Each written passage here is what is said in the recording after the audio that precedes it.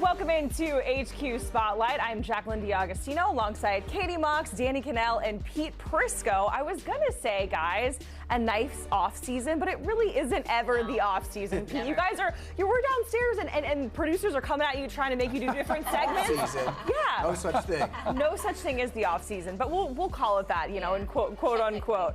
3 weeks to go until the start of the 2025 league year, and there's a lot of rumors.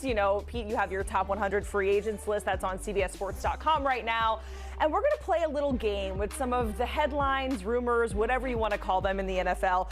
Fact or fiction? So some of the, buzz that we've been hearing about over the last week or so, we're going to ask Pete and Danny, is, said thing more factual? Is it just, more fiction? And perhaps the most interesting scenario is over in Cincinnati, Ohio, because it feels like it might be a very ambitious, a very expensive offseason for the Cincinnati Bengals, because they have Jamar Chase, Trey Hendrickson, and T. Higgins, who they all are rumored to want to keep and have them there. So, Pete, I'll start with you. Fact or fiction that the Bengals are going to keep those three stars together and sign them in one way or another? I think it's a fact. Okay. And I know in years past, the Bengals have taken a lot of criticism for not spending money. Yep. Some of it is misguided, by the way, of the recent Bengals teams, because they've changed the way they do things. But I think this scenario, when you look at it, Joe Burrow wants those guys back. They want to make Joe Burrow happy. You bring back T. Higgins, you can tag him and then worry about his contract after that. You give Chase a long-term extension. Now, that doesn't have to happen right now. It could happen in the summer, which it will happen. And then you bring back Hendrickson because he had such a great year last year. So I think it's a fact. I think they're going to make it happen. Now, whether that's the right thing to do, that's a whole other story. Man, well, you make it sound easy peasy. I don't know if it's going to go off that swimmingly for Cincinnati. T. Higgins, if he is franchise tagged, I don't know how happy he's going to be about that. So fiction then.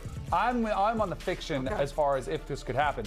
I would love if they do keep them together. You're right, Joe Burrow wants them back, but I'm sure the Bengals are like, well, we just paid you. Like, you've already got what you wanted most, and that was a nice big contract. But I don't know how feasible it is to keep all these players intact with Jamar Chase, who's already made it clear he wants to break the bank. And I think at some point you've got to get some of these players to be willing to deal a little bit, to maybe take some sort of discount. I don't know if any one of them will. So I'll say fiction as far as they're all back together. I think it'd be great. I wish every team could keep their best players. Sure. I don't think it happens often enough. Okay. All right, well, we're on opposite sides of that one. I know we are playing fact or fiction, but it is a fact that the Aaron Rodgers experiment did not work out Yes. with the New York Jets. One team that has been swirling around in terms of rumors of where he could land is the Pittsburgh Steelers. So I'll start with you, Danny. Fact or fiction, the Steelers taking a 41-year-old veteran quarterback? I'll say fiction that it would happen. I think it's almost like they've been there, done that. They tried this with Russell Wilson, get an older, aging quarterback, even though I think Aaron Rodgers is at a different place where he is better. I think you would get better play from him. Russell Wilson felt washed pretty quickly when you started getting to the back end of that season. But I just don't think it's a great fit for what Mike Tomlin and this organization wants to do. I think, is he the best mentor if they do go with Justin Fields? What do they do for the future? I just don't think it's a good fit for the organization. I'm with you. I think this is fiction. And for the exact reasons you laid out. Again, you did that with Russell Wilson. It didn't work. Yeah. You have to find your young guy. At some point, they have to find their own quarterback instead of bringing in these stopgap guys.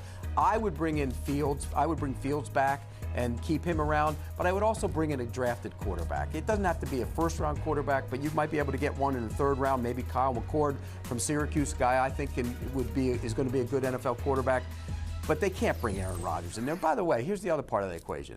Mike Tomlin with Aaron Rodgers that is a weird fit. Doesn't seem like it would work. It just and everybody always says Mike Tomlin handles the locker room very well, and he does, but he's had issues. I mean, let's be real. Antonio Brown was an issue when he played there. George Pickens is an issue.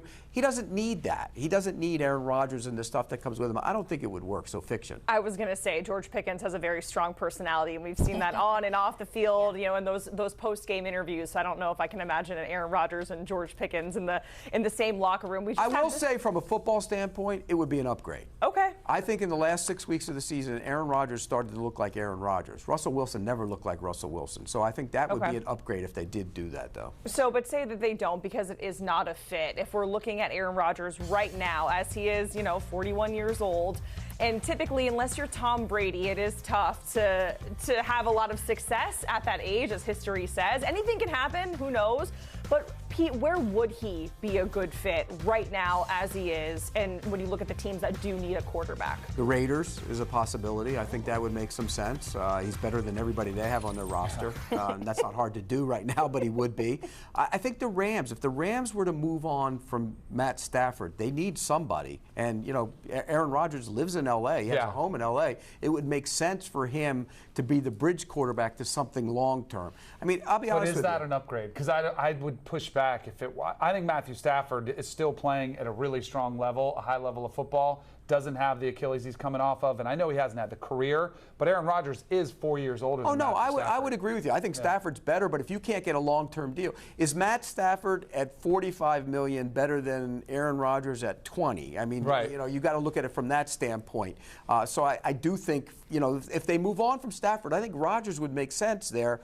Here's what I would do if I were the Rams. If you move away from Stafford, you're going to laugh when I say this. Bring in Aaron Rodgers on a, not a big money deal, and get Will Levis to be his backup and teach him how to play quarterback. You won't give up on Will Levis. Teach him how to play quarterback. I will laugh at that one. Okay. Teach him how to play quarterback. He does need to learn how to play quarterback because he can't right now. Well, it's a bad situation. 4 offensive coordinators in 4 years. He has his Mayo deal to keep him going and bringing in the cash. All right, let's talk about the Vikings because they have a very important decision to make at the quarterback position.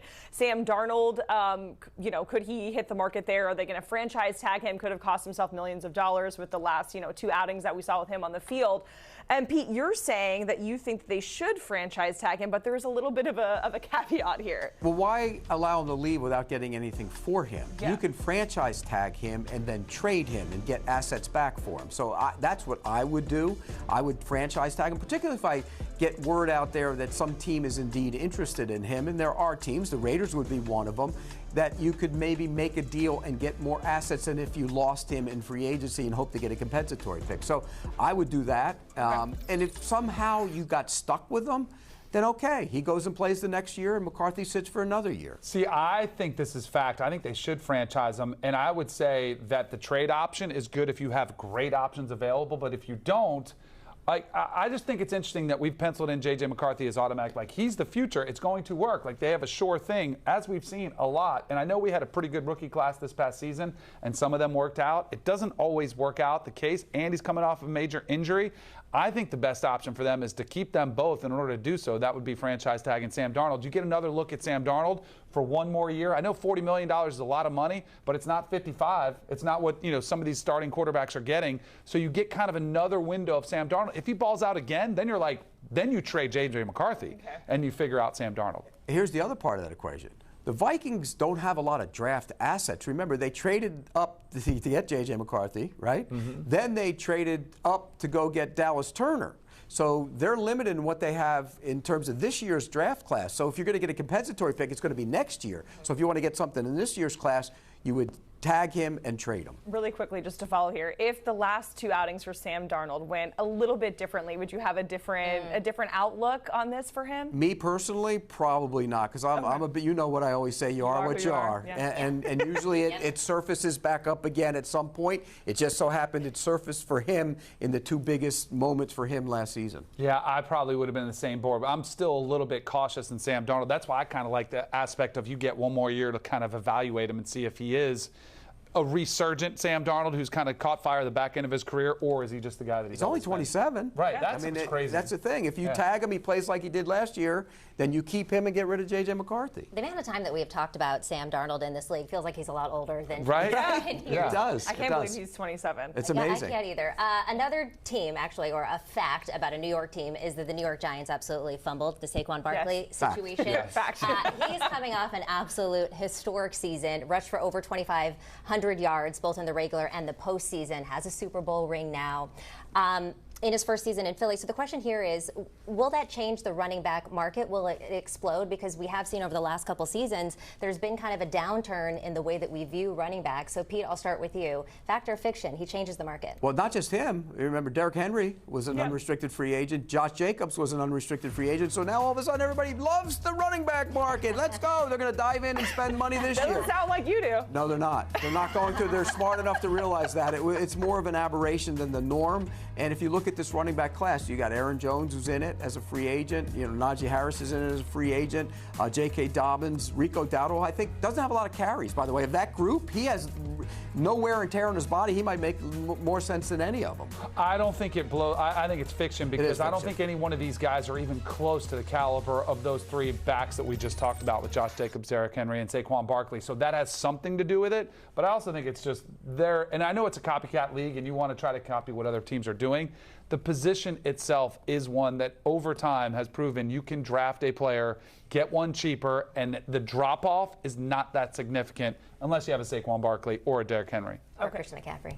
Yeah, I was going to say, it feels like Christian McCaffrey was like walking so that Saquon could run, quite literally. It does. Thank you for saying that. Yeah, but who knows? All right, Danny, Pete, we certainly appreciated going through fact or fiction with all these crazy headlines that we've seen over the last couple of weeks as the NFL offseason, quote unquote, I don't know, is here, but there really is no offseason. As the season continues, as the league turns. Exactly. Yes, exactly right.